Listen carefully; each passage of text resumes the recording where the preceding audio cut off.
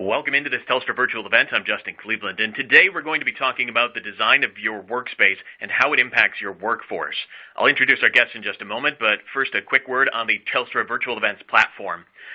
You can resize and move around the boxes on your screen as you need, and along the bottom of your screen you'll see some widgets that allow you to access biographies for today's presenters, download a copy of some of the presentations, and you'll also get a link to a great YouTube video that is a fantastic primer on activity-based working. Which actually brings us back to our topic today, and that is dealing with design, and particularly how that impacts your workspace. And you know what? We know that design has a major impact. It's not a new concept. We've known for years. In fact, when schools are designed like prisons, student achievement suffers. These are things that are irrefutable. The problem is, what is the perfect design? And is there a perfect design? So we'll dig into that today. Many companies have tried different solutions, from open offices to everyone with an office door. What are the ways that businesses can attract and retain talent, and then make the most of them with an office design? First guest for the program today is a workplace design expert, author of a book, Leading by Design, and head of collaboration at Veldhoen & Company. And Irene, you have a beautiful name that I cannot pronounce in any single way. So please, introduce yourself. Irene van der Does de Villebois. Also joining us from Telstra is the Director of Collaboration and Contact Center Practice, Willem van Elf. Good afternoon, everybody. And also joining us here today from Telstra is the General Manager of the Telstra Future Ways of Working program in the beautiful 400 George Street, and that is Nicole Burbis. Hi. All right. So before we get too far into today's topic, I do want to ask a question of you in the audience and remind you, at any point during our conversation today, pose questions to us. I see a little text box there. We'll be taking your questions and really want to hear what you're interested in hearing about. So please do ask us questions. But first of all, which trend resonates most in your business? Particularly thinking about design and in your office space. Are you most interested in increased productivity and innovation, in sustainability, in health and well-being, in attracting a better workforce, or in flexibility in technology and in office space? And I'm actually going to hand it off to you, Willem, as we get into this. From your perspective and from the businesses that come to you, what are they most interested in? I think actually even before I answer that question, I'd actually like to shape the conversation and really take an approach in terms of what is the right way of thinking about how we design a future ways of working. And I think one of the ways of framing this is to put yourself, and imagine yourself, it's 1860 and you're a shareholder in the Grand Union Canal in the UK. Mm-hmm. And right at this point you'll be saying, hey, it's fantastic, it's 1860 and my shares are doing really, really well. But if you then approach the same shareholders in 1870, they'd be really upset. And it's kind of obvious why they would be upset, because there was a huge disruptive trend, and that huge disruptive trend was railways. And you might say, well, that's kind of obvious. If you focus on the fact that you have a disruptive trend like railways coming through, it's going to cause a problem for the canal business. But I think it's quite often important when we look at design to take a step back and think, well, actually, what are the changes that are being caused by this disruptive change of railways? And when we dive into that, the railways are actually, absolutely transformational in causing social changes, cultural changes, and economic changes to how everybody did business. And as an example of that, if you take work-life balance, so before the railways, there wasn't a concept of work-life balance. Yeah, right. But there was work and death. There was work and death, right? But suddenly you had railways, and people started to think, well, where do I want to live? Right, and maybe I could commute from a remote town into the city, or maybe I could move my work from city into the town. Some of the other trends that happened was tourism. So people love the idea and the concept of fresh air, health and well-being, and people put a lot of value to having a weekend breakaway down at the beaches. And so suddenly you had a new change, and that holiday centres opened up in places like Blackpool, Brighton, places where people could get to at the weekend. And then there are other changes, such as the change in how people did business. So you ended up with a centralisation of business, centralised manufacturing, and the trains became a distribution network. Mm-hmm. Now, the consequences of all this is that actually, if you take a step back, is that some businesses absolutely thrived in this change. They looked at what are the big things that are going on around and how do I adapt to this? And then there are other businesses that then obviously didn't survive because they weren't ready and weren't thinking about it. And so really for us, the approach to this is really thinking about what are the design changes that I need to think about, but not considering what is the impact of the technology to my business, but taking a step back and thinking about, well, what are these greater economic trends that I need to focus on in my business? Yeah, and it's easy from the historical perspective to say, well, you needed to adapt to this railway, but there were other technologies also happening around the same time, and it's a matter of which one you grab onto and figure out what is going to be really the transformative piece. But ultimately, doing nothing was a killer. Exactly right. You know, it's the heart of the Industrial Revolution. And you know, if you weren't considering all the technology changes and how they impacted your business, but then also the social and economic changes, then you weren't able to shape up to survive. Yeah. So, Irene, I'll bring you into this conversation and particularly talk about some of the key trends that we're seeing in the global environment. But first, before we do that, run through our poll results. And it seems that most people are interested in increasing productivity, which is a big part of what we're talking about today. And it's also the flexibility in technology and office space. Also, really essential piece because too long, you know, I've worked in offices where they've got the same phone system they had 20 years ago, and it was only fine 20 years ago. But we need to be able to keep up with these trends, but not spend a gob of money that the business may not necessarily have at that time. So we'll be talking through these issues in just a minute. But going back to you, Irene, let's talk through some of the key trends that you're seeing in the global marketplace. Yes. Okay, well, first, excuse me for my accent, but I'm Dutch, as you might hear from my accent. And so is Veldhoven and Company. We originated 20 years ago and started activity-based working. And we see 8 trends driving the change in increasingly knowledge-based economy. I think maybe we should start with the war for talent. So, which we see as one of the most important trends. And one of the biggest reasons we see change in how we work is how to win the war of talent. As we're not working alongside each other in a global market anymore, but also competing globally for the best talent. Yeah, you listen to the accents that are in this room. We've got a variety of people from a variety of spaces. We're going to go to where the good job is and the person that really wants us to work. So it just makes sense. But then how do we get those people and get them to stay? I think is more important. Exactly. And what we see is that the way to retain talent is actually to create a superior work culture where people have actually friends, where they're engaged, and we see, you know, in the future more and more Gen Y coming into the workforce, and they like to be entertained much differently than other generations, which brings me to the next big trend, which is diversifying the talent pool, which is actually, if you think about it in the future, you will see probably 5 generations working in a workplace. Well, how are you going to accommodate that? And not only that, it might be that actually these generations don't really need to want to come to one place. So what we see is the upcoming of, for example, third spaces. I don't know if you've heard about that, but you know, the first place is your home, the second place is your work, and the third space is actually a place where people hang out together, where you see actually trends in the future, like actually in Germany they're doing it already, where they actually have people, workplaces, co-working places being originated at petrol stations, so that people can have a card and just create their work environment there. Right. It's not what we consider going to work, but that doesn't mean it's right or wrong. It's just a different concept. Well, you can just question, like, what does it mean to go to work in the future? Because do you need to turn up somewhere in a space where there's line of sight? And that brings me to the sharing and collaborating. Because with the boundaries being broken, we can see that work's increasingly something that you do and not somewhere you go. And the focus is getting mostly on getting the most of what we do. So that demands a culture of trust and transparency. A culture where you're trusted to get your work done, rather than having to be seen to be doing it. Yeah. So correct me if I'm wrong, but I mean, this is a great concept, but it's really only been the last 2-3 years where the technology has caught up to enable this sort of work. Correct?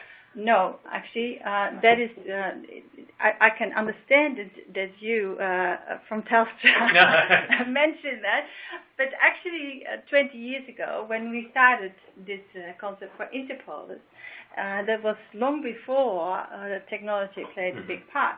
So what we see is that it's actually very important to get the culture right first. And once you want to have a culture of transparency and trust, obviously you need enablers that are going to make it work, because it's true that if people are not necessarily going to come to work to get their work done and can do it all over the country, or can work anytime and any place, obviously you need to be connected. Right. You need to be able to trust those people no matter where they are, no matter how much face time you have with them. Well, exactly. So the other trend is increased personalization, which is actually a trend which I think is quite interesting with the Internet of Things coming. So can you imagine that you have your fridge talking to you about, or actually, I mean, I read this article where the washing machine was in the future going to contact the supplier if parts needed to be replaced. I mean, can you get your head around? Well, actually, I just saw a piece on smart fridges in research labs that as soon as it was the minibar concept. They can tell when I've even sneezed near the minibar and will charge me for a bottle of Jack Daniels. Why don't we have this technology in the workplace so we can order a needed supply that on a regular basis when we're actually low, and not have somebody keeping track of that. Yeah, or your light starts flickering when there's an email coming in. I mean, I think what's really interesting, Elaine, is all the points that you're going through. So we think the number one question that everybody was interested in was the productivity and innovation. Yet all of these, although they're things like war for talent and diversifying the talent pool, all relate to productivity and innovation, but from a people perspective rather than from a tech. Traditionally we quite often approach productivity from how will this computer save time and process. Whereas what's really interesting about this is it's all about how do we get better productivity and innovation from most companies, the highest expense in their business is people.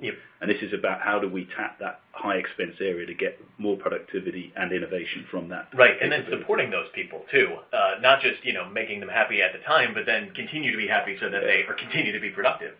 And innovation is a good point, because what creates an innovative culture for your organization? It is usually it's not a culture, or it's not a workplace where you're going to sit at the same desk all the time, because it's quite difficult to create new ideas if all the activities that you do on one place. And that's why to build an exciting workplace where people can bump into each other, to have great ideas to be shared, or to have collaborative spaces where people can share ideas. And I'm sure that we're going to hear more about the case study that Telstra itself, because you're actually working in an environment like that. So I'd like to hear about that more. But that is such an important part of creating an innovative culture. And the productivity, the interesting thing is it's a very difficult thing to measure, right? Productivity. And nobody has really cracked that yet. And what we see is that once you start to develop the aspirations and have a very clear vision as an organization, which is going to be unique to your organization, then you can start to manifest that in the workplace. You will see that things like productivity just go up naturally because people are happy. And when you're happy and you love what you do, then obviously you're going to be more productive. Pretty simple and straightforward. Let's talk briefly, because I think these make sense, but let's talk about the sustainability and the technological aspect of it, because it's something that we may not think of, but in all aspects of our lives, we're looking for ways to be better stewards, and for a long time, business was not necessarily thinking about that. But let's talk about the sustainability component of this. Look, if you think about sustainability, first you think probably about, lots of people think about the weather, about the fact that climate change is going to drive this change. But actually, I don't think so because, obviously we know that that's going to stay. That is a problem that we need to solve. But I think it is about the total ecosystem that you're going to design for your organization, and so it's more about creating a sustainable business. So what does it mean to create a sustainable business? A sustainable business is a business where we have an integrated approach, where it is holistic. So where we actually not only think about the technology, where we not only think about the workplace, and where we not only think about the people, we think about it in an integrated way. That makes a business sustainable, and that makes also drive an organization forward in a positive way. Also, I think from an employee perspective, we're looking for workplaces that appeal to our whole sense of self, so our social needs and responsibility, where sustainability comes in, reflective needs to be able to reflect and to get away, also areas and spaces to be energised and places to be focused. So we're looking more and more at workplaces that address our entire self. Yeah, it's not a thing that you want to sneak away from the office because you're just burned out. You have a place that you can go and immediately come back once you've found that center without getting too hippy-dippy, Okay. Actually, Elaine, I've got a question because obviously, Veltoon and Company was the company that coined activity-based working, and I believe Interpol was your first customer and still is a first customer. What was the problem that you solved? And you talked about the sustainability. Like, how important was the sustainability to them? Well, interesting with Interpol was that they wanted to build 2 buildings.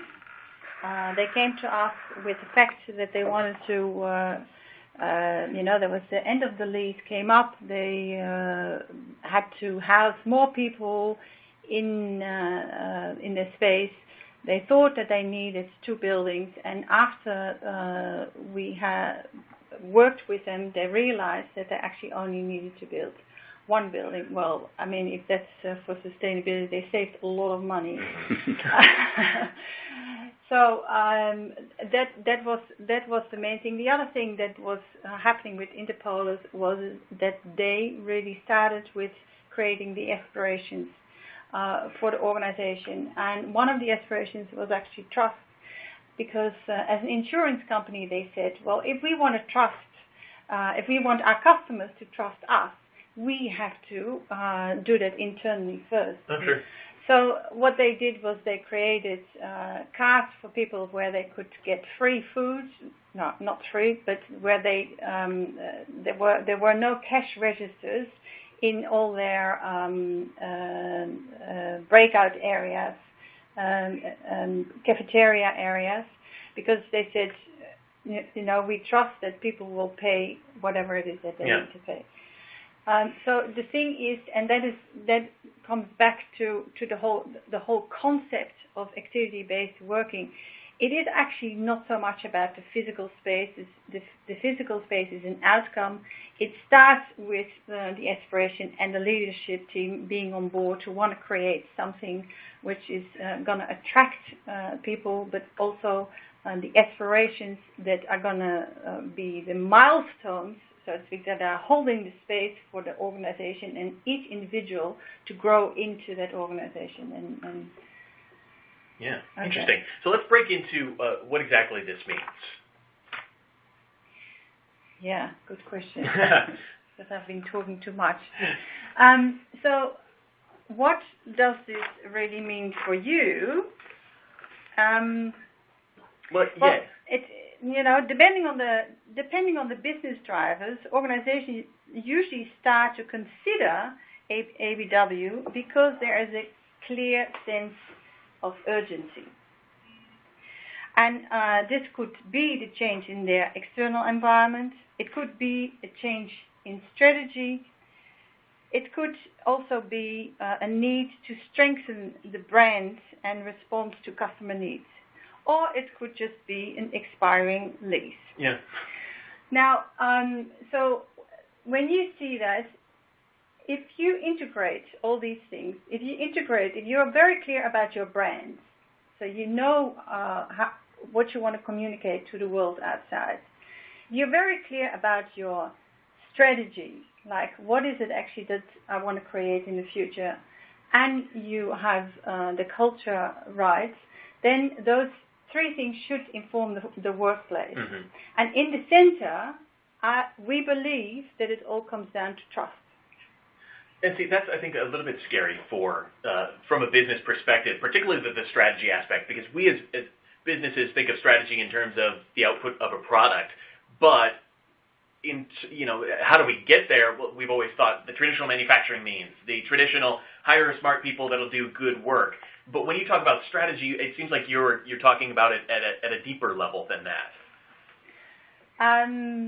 I think that a leadership team of any organization needs to spend significant time on working out what the vision is for the future. It's often seen as a luxury, but in order to win things like the war for talent in the future, mm-hmm. to increase productivity, and to become more innovative as an organization, looking at the future and translating that backwards is not only a design thinking perspective of solving problems, but I think it is what leadership teams should do. I think one of the, it's really interesting when you talk about trust, and then aligning that also to the strategy and that resulting in productivity. And I know, Nicole, that's something in terms of when you've been designing the workplaces and the strategy for Telstra internally, that's something that has also been a lead. So maybe you can just tell us a little bit about the trust implications that we've had to consider. Yeah, so trust each other to deliver is one of our 5 values at Telstra. And we have an all roles flex policy for all employees at Telstra, which is really flexibility is the starting point for how you can work, and encourages our people to have conversations with their manager about how they can work flexibly in their job and what it means for their role. So it opens up a conversation. So in thinking about the way that we've created a workplace for our people, we look more towards people's outcomes rather than necessarily having to sit in traditional environments where you are working next to your manager and where that line of sight is present all the time, but towards an environment where people are trusted to deliver on their outcomes, and we provide them with spaces to be able to do that, whether that's in the office, but if it makes sense for our people to be working in other locations, maybe at a customer site or with a partner, or if it makes sense to them working remotely, then that's all part of the whole proposition here for our people. It's very, very interesting. So let's jump in to our next topic. That's the integrated approach. Elaine, please. I think I touched upon it a little bit earlier already to say that if you think about building a sustainable business, it has an integrated approach, and the integrated approach is that you create not only a culture or behavioral environment, you create the right technology so that your virtual environment is working. And what do you mean when you say virtual environment? It means that people have their computers, their telephones, there are ways to collaborate, so it needs to be enabled, obviously, by technology. We find that organizations that only work on the physical environment but don't work on the virtual or the behavioral environment are not really getting this future workplace environment right. And it means if you only focus on technology but not physical and the people, it's the same. And obviously, if you're only working on the leadership, but you don't. Yeah. So if you look at Google and your only takeaway is, they had crazy stuff painted on the walls and they gave food away, then you're not really understanding all of the pieces that you need to do here. Yeah. Yeah, and I think this is a really interesting way of looking at it, because we have a number of customers that we talk to where we're actually going in and looking at what went wrong with a deployment that they tried, or what went wrong with and how do we then solve that for them. And quite often generally what we find is that there hasn't been a holistic approach to the change taken. Right. So there's one customer we're talking to where they've considered the virtual environment, the technology that they want, and they've got an idea of how they want people to change, but they haven't helped them on that change, and they also haven't provided the right physical environment. And then, so consequently, the investment falls down because they haven't ensured that the behavior of the users is changing to leverage the technology, but they also haven't had a vision of where they were, what did good look like at the end, and how was that going to deliver productivity benefits and cultural change for them. So everybody's got a Surface tablet, they hand them out, and then say, all right, go back to work, rather than really setting up beforehand what the expectations are going to be and how you can use these technologies. And even more fundamentally than that, going back to the railways analogy, right? If you just buy a train but with no idea of what you're going to use it, whereas actually you should be thinking, well, what's changing in my world? And why do I need to change? And and we are moving into a digital disruption, and people need to be aware of how do they create an organisation that's going to thrive in this new environment, and then how do they support that through these three pillars. Yeah, actually, I had a very good question come in, and I want to take this from Francis. The question is, do you see this trend moving us away from the traditional, what we think of as a full-time employment? And I know from my perspective, yes, it has, because I come from a factory and farming tradition where your life, you would go in, that was what you had your shift, and then you went home. But this is changing kind of how we perceive it. But does that get rid of the traditions? Irene? Look, I think there are clear numbers around that it's not for nothing that I think freelance.com is growing fast in America, and everywhere. I think the numbers are even staggering that in 2020 they see that 50% in the United States will be people that are going to work freelance. It means that they will have more than one job. Yeah. That means that they will, and what we see, and especially also this happens with Gen Y and the future, the millennials and all those new generations coming into the workforce, they will have a completely different outlook on what work looks like and why they want to come to work.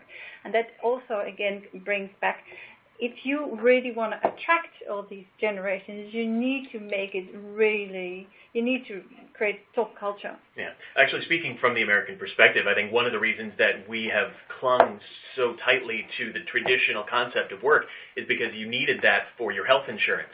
And so now that there are government and policy changes happening, and you're seeing that maybe that need to work 40 hours because that's what you need to be able to justify your pay may change significantly too. I'm good and I can get this job done in 2 hours, but it's a darn good job and it deserves the same pay. I think there are interesting changes that are happening there. Yeah. Sorry. I was going to say, I think one of the things to consider as well, though, that it all depends on what the organisation's business is, as to whether they're the sort of organisation that can move to a going to the best bidder task-based work. And we've seen examples of that in contact centres, an example where that works very successfully. But then in particularly, I think if you consider through the lens of war for talent, quite often you want to retain that talent because the knowledge that they have is what you want to retain and hold on to. And I think in those scenarios, what we're really trying to drive is how to retain those individuals. It will be an outcome-focused role rather than work is somewhere where you go to do work. It becomes work is something you do, but they really value that subject matter expertise that you bring. Yeah, we're going to jump into the case study here in just a second with Nicole, but first I want to go out to you in the audience and ask you a question. How would you describe your current workplace design? Do you have cubicles, offices, a mix of cubes and offices? Do you have the open floor plan? Are you completely remote, or do you follow this activity-based working, or something else completely different than what we've been describing and talking about? Let me know what you have in your office here. We'll calculate those results in just a moment. But Nicole, I'm going to pass off to you as we jump into talk about what we've done in terms of activity-based working and the Future Ways of Working program here at 400 George Street by asking you what exactly is a collaboration manager? So my role is in looking at how we can collaborate better across the organisation. And part of the one of the major initiatives that we've been working on is how we look at our physical, technology and behavioural elements to create an environment that enables people to collaborate better and to work more productively. Some interesting results from our poll question. It seems that the majority of our audience has a mix of keeps in office, but it's just a wide spread of people and what they have, which is pretty, I think, emblematic of what we have in all business today. There's a variety of things being tried to see what's best, and some may be based on legacy, some may be based on we've done some work in making the best office plan, but just very interesting to find out. So, Nicole, why don't we jump into just some of the learnings and some of the case that you set up for change? So in formulating our program goals and strategy, we looked at both the external influences as well as internal factors and the sentiment amongst our employee community in thinking about what kind of program we wanted to create. So that was even before we knew that we wanted to work on an activity-based working model for some of our employees. So we looked at the competitive environment, how technology was changing and moving towards tablets, wearables, different sorts of devices, and again, the 5 different generations in the workforce and the kinds of expectations across those groups. Then from a Telstra perspective, we have a very diverse workforce.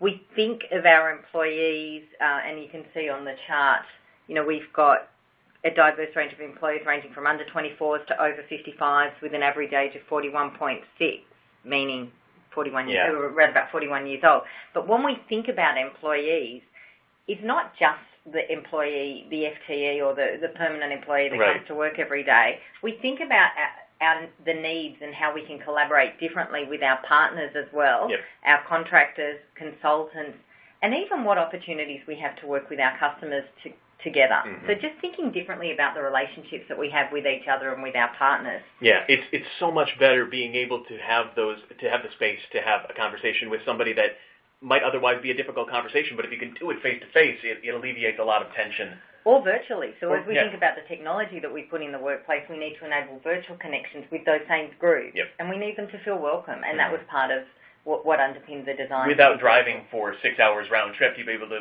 come for a meeting, but still have that collaborative environment. Yeah, and to really feel engaged and connected. We then looked at the voice of our employees, and we went out with, so our social tool at Telstra is called Yammer, and a couple of years ago, actually, we went out to our employees and said, what kind of workplace do you want Telstra to be in 2015? This was in 2012. So we're hopefully now becoming this workforce, this workplace that you see in front of us.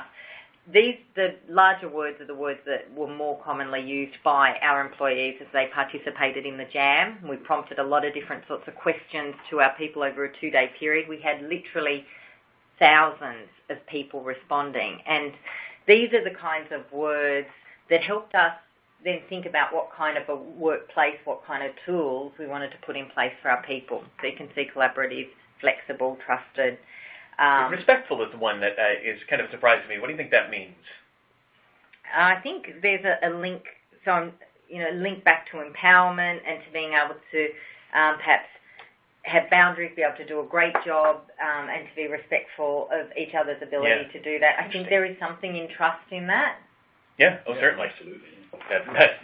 Not even a question. I did have actually one question come in from the audience from Alex. With the younger generation, they want more time with managers. There's just a different mindset for those that are coming up in the workforce now. Do you see this leading, and Elaine, maybe this is a question for you or Willem, do you see this leading to more use of email in terms of conversation and collaboration? Where do you see this leading? Elaine suggested I answer this one because I'm kind of jumping out of my seat on it. We've actually got a customer that came to us with this exact same challenge, that they had a disconnect to their between the younger workforce and their senior managers. And for them, it was actually a real productivity issue because they didn't know, they weren't hearing about the challenges in the workforce. and from a management perspective, and then the people in the work team just felt that they weren't valued. And so I think specifically when we look at about a future ways of working and would it increase email use and so on, I think one of the things to consider is that there are actually a lot of new tools that help come and solve that. And social media is a great example of that tool where it can help break down some of these silos that can typically occur. But the really interesting thing about the social media adoption in an organization like this, and the bit that's most pertinent, is that applying the technology is not the solution, because you've got a whole generation that don't know how to use social media or don't use it necessarily in the same way. Right. And so it's actually about the business change framework that is the most important part for success, considering it not just from applying the technology, but actually how do you change the organization's behavior to make this a useful tool? So directly answering the question, it's a great opportunity. Yes, we see that gap all the time. Yes, the tools are there, but don't underestimate the need for people to change in this process. One of my advisors in grad school had that complaint. He came from the early stages of email, where email was a letter in electronic form, and now it's used to dash off quick notes. And lamented the fact that we've gone away from the more formalized style. But, it's just the ways that technology are shifting and changing. I think it's just continuing.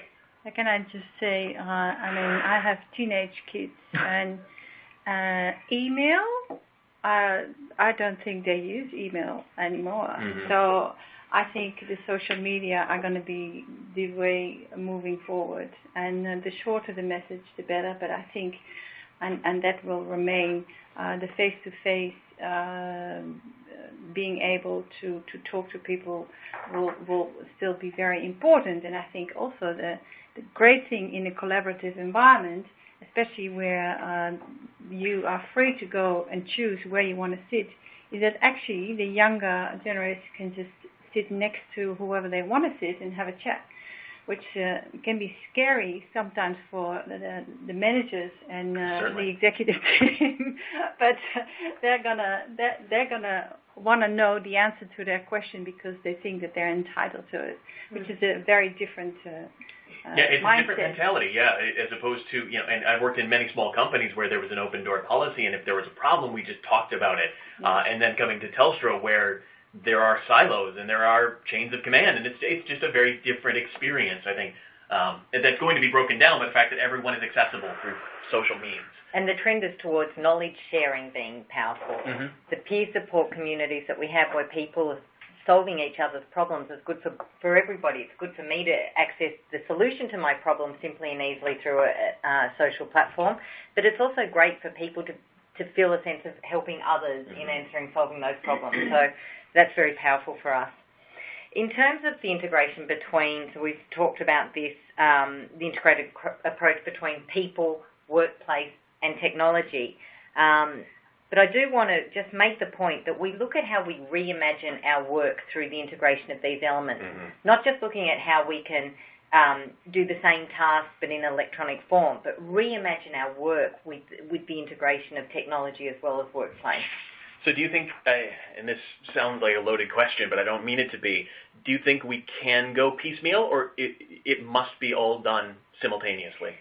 I think when we look at the problems that we're trying to solve, and a lot of the work that we've done is evidence-based. How are we using space today? What are our people telling us? When we look at solving problems, we don't have to solve all the problems at once, but I think we need to look at it from that multidimensional perspective rather than just looking at one element. Yep, great. Yeah, and just adding to that as well, I think it all depends on where an organisation is themselves on their journey. I think architect firms, as an example, have almost been operating in a future way of work environment, an activity-based work environment, and have less disruption from digital change compared with other businesses, as an example. So it very much depends on your starting point and also how you're going to be impacted by change and how you need to react to it. But, and I think that's very important to point out that different industries are going to adopt different parts. My brother is the manager of a petrol station, and his job is not going to change. It's the same. He goes in, he serves the customers to make sure that the inventory is up to date, and then he goes home. You can't really do that from home. So, there are just different little examples. Absolutely. For us, it's about thinking really clearly about what it is that you want to achieve, what are the measures that are going to demonstrate that I've been successful in achieving those outcomes, and build up a body of evidence to support how you're working today and where you want to move to in the future. So we did that when we moved into our 400 George Street design process for our new Sydney headquarters. We understood our use of space. We created and we co-designed with our people to create a plan around how we wanted to use space in the future. We set up a pilot where we invited people to participate for 4 weeks at a time, and we covered 500 people across the organisation, across different sorts of work types, and then we refined our plans based on the feedback. So the plan, in our environment, we've got a particular solution that we believe suits our needs, and through consultation of a broad variety of our worker type needs. For us, it goes from noisy spaces through to team spaces, through to individual work points, through to quiet spaces. We ask people to move about through the floor as it makes sense for them to do in the day. But within each of our different spaces, we offer a variety of different sorts of work settings to give people choice. Dual monitors, standing height tables, or regular height tables. So for us, choice is really important, but being able to offer people the opportunities to have noisy conversations or to work undisturbed in quiet areas, and that's underpinned our design. That's really that's a good point. And we've talked about a little bit about the change management, and we definitely need to make sure that people are on a journey with us. But what about new starts? And how do you quickly get somebody up to speed in an environment that is going to be completely foreign to them, where they're not going to have 2 months to prep and get used to the idea?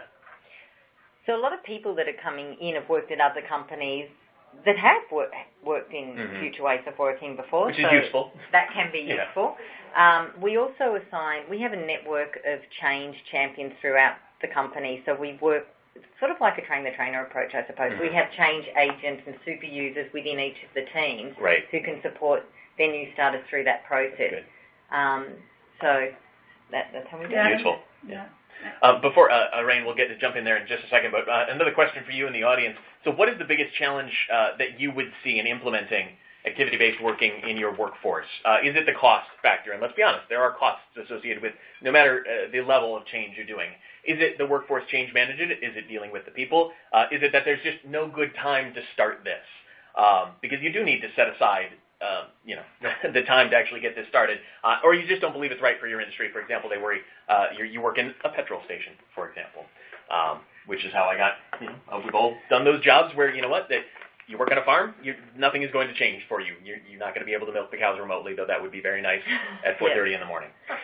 So for us, leader-led is really important. We need to visibly demonstrate the change that we're wanting to be from all levels of the organisation, and we feel that that's a really important step for us.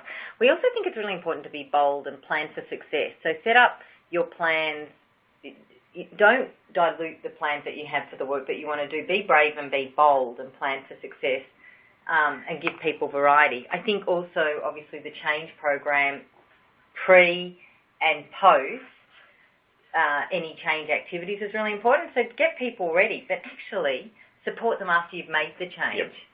So it has to continue, which is actually the results here of this poll is that workforce change management is the biggest barrier to making a big change in your office. It's wonderful to see that result, and it also ties in. We did a bit of research recently where we had discussions with 650 customers, global customers. I think approximately 80 of those were based out of Australia, all organizations that were over 250 users in size. And it was really interesting because exactly the same feedback we had from them was that the biggest risk to this sort of program, or the biggest concern they saw, was resistance to change from individuals. And so, it really highlights the need, as it really goes back to that point of don't just focus on the technology. The people is such an important part of your productivity output that you really need to manage the change program as one. And not necessarily just for a future way of work, but also for any technology change where you're changing how people work or engage. Yeah, so let's get into some of the other benefits of the program. Some of the, the goods, the bads, and the others. Because there are benefits to this. Yes, it's going to take a long time to get it set up, and let's not ignore that fact. This is not going to be an overnight success, but let's talk about some of the potential benefits. So there are financial benefits. There are potential changes to lease expenses and a reduction in the print costs, not just paper, but toner and all the rest of it, Sure. travel costs as well. There you've black and white financial kind of benefits. It's the non-financially quantifiable benefits that are the most compelling. So the productivity benefits. So in our lab trial, we had 18% of people saying they're able to be more productive as a result of the environmental changes that we made. 28% of people feeling more collaborative. And we know that if we collaborate better together, we get better outcomes for our customers. These are the real reasons why we embark on these kinds of programs. Yeah, it's a pretty straightforward plan, and it sounds like everybody on the call here is at least interested in pursuing. So something that you can take back, you can download a copy of this in the resources tab, but take back it to make your own cases. So let's talk a little bit more in depth, and Willem, let's bring you back in. Okay, so it looks like, talking about where to start here, and that's a great question because, looking at this from the outside, it can appear quite a scary change, or it can, where do you start on this journey? It sounds like it's expensive, if you're investing in workspace, technology, and et cetera. And I think really it's not about asking the question from that perspective. The first question you need to ask yourself as an organization is, where are you in terms of being aware of some of these large trends, the social trends, the economic trends that are going to impact the business? Have you assessed what that impact to your business is going to be? And do you have a strategy, a plan, and a vision of how you're going to succeed in that environment? So it's very much starting with looking at the bigger picture rather than necessarily the technology or the real estate. And when we talk to organizations, we really classify them into three types of organizations. There's the awake organizations, the aware organizations, and the awash organizations. And the awake organizations, they're the ones that have already identified what the future looks like for them and how they intend to play there, and they've got complete leadership buy-in across the board. And that's the most important point. We think that's the starting point, is when the leadership teams are bought in. The next level, the aware, are really a team that are aware that they need to change. But they haven't really worked out how or why or what yet, and they're in the process, but they have yet to get alignment at the leadership level. And then the next group is the awash group, which typically, they're running so hard at what they do today, it's very hard to lift yourself up and think, hey, I really need to change. Right. If you're a one or two man shop, you may know that you need to do something, but actually taking yourself away from the day-to-day is very hard. Exactly. And so that's really the first step, is like, what is my strategy for each one of those? So if I'm in the awash, how do I get myself to make the time to become aware? Who can help facilitate that conversation for me? And then the aware team is like, who can help really align myself to a united strategy for my team?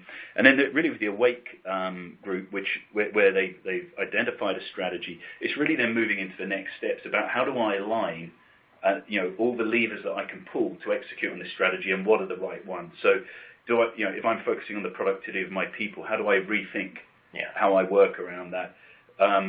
What is the comprehensive change program I need to encourage that change? The other levers, the space, how do I redesign my space to support the change of my business? And then what technology do I need behind that?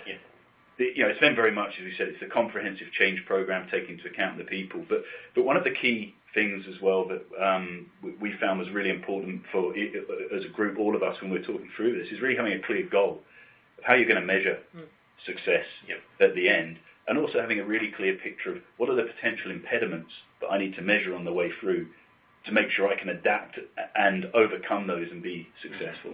Yeah. So we've had a couple of questions come in from the audience, and before we get to those, I want to ask you in the audience a question, and that is, how would you describe your organization using the criteria that Willem just set up? Are you awake, are you aware, or are you awash? One of the questions that came in from the audience is a good one, because it's actually one that I'm worried about as I move to a future ways of working space, which is, how do you prevent your people from settling into a space they're very comfortable with? For example, I like quiet when I'm working, and I'm going to hide away in the quiet zones. How do you prevent people from doing going to a place where they're very comfortable and not really getting out and interacting? And how do you encourage that sort of collaboration aspect?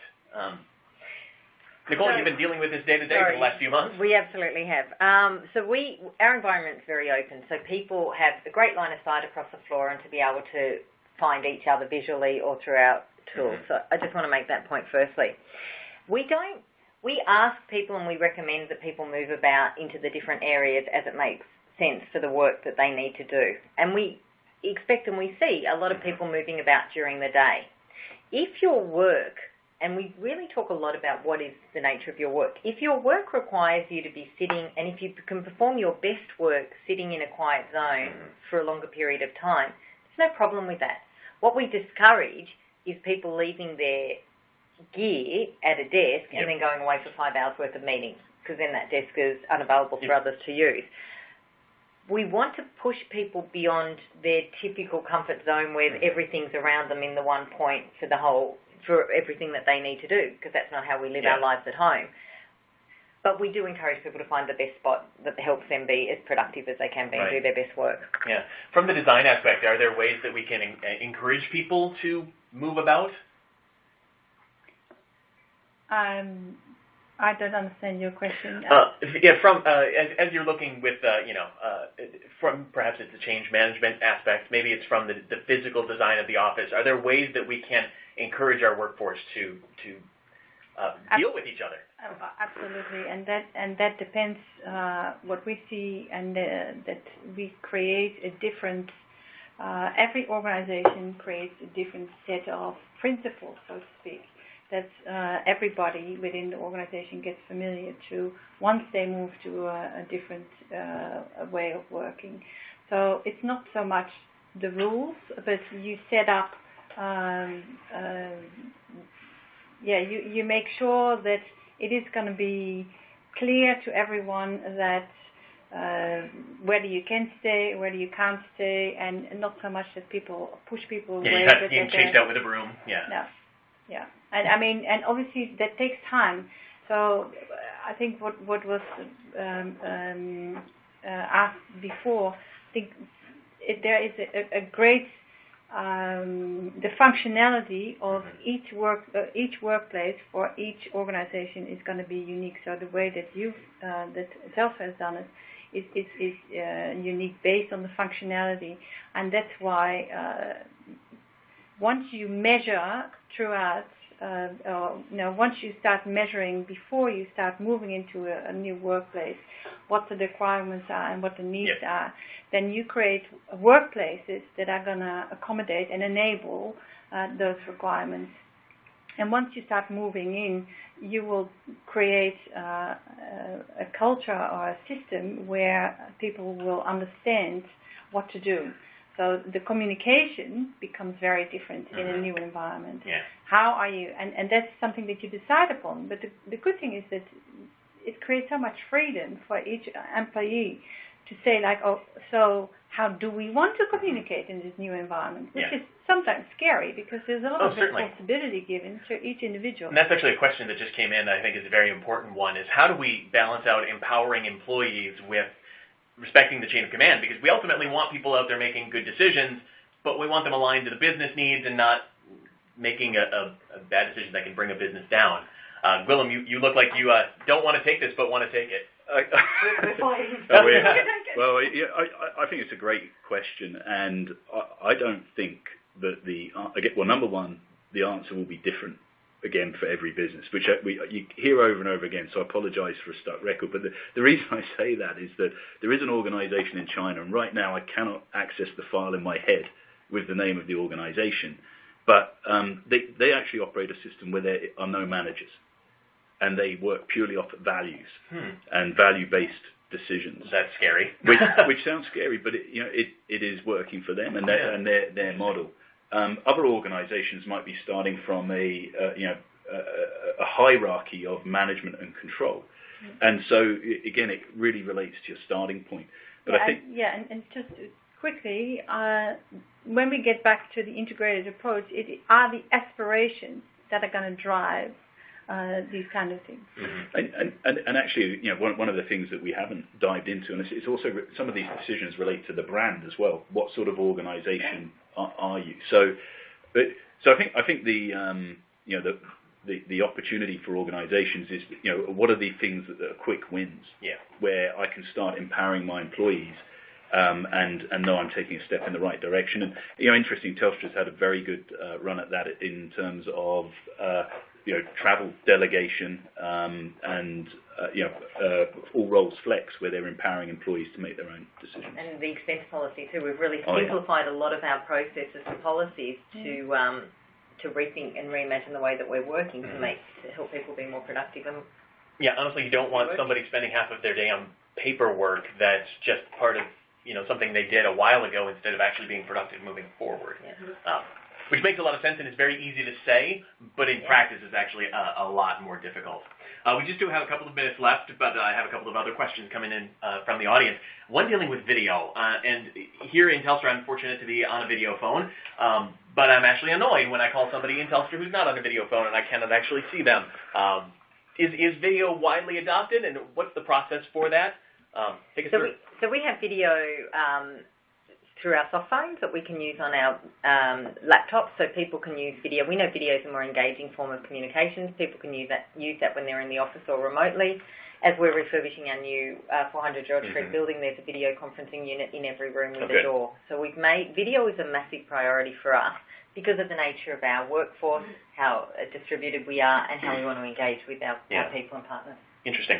One other question coming in from Gary. How do we change our management style from if I can't see them, I can't manage them, so you have to be in the office 9 to 5 and everybody has to be there, to I will manage you by what you achieve, and also then how do you measure those benchmarks? Elaine, this is a question for you. In 30 seconds. Yes, in 2 minutes or less. Well, I think it's all about trusting your employee by discussing with them what the outcome is that they have to achieve. And that is a bit scary because then you have to let them go and figure it out for themselves. And that requires a process. It's understandable that if you move to a new workplace that you haven't solved that immediately. But I think that is part of the trial and error of the process of working in a new way. There's no one way. There's no there's no perfect way. It is about prototyping different ways. But it is important to stay in communication with the people to work it out in a way that works for everyone so that you can create a win-win situation. Yeah, I was actually very fortunate in the radio business as I was tasked with 3 hours a day that I had to fill. And my boss said, get good ratings, do good work, and then let us, go off and do our job.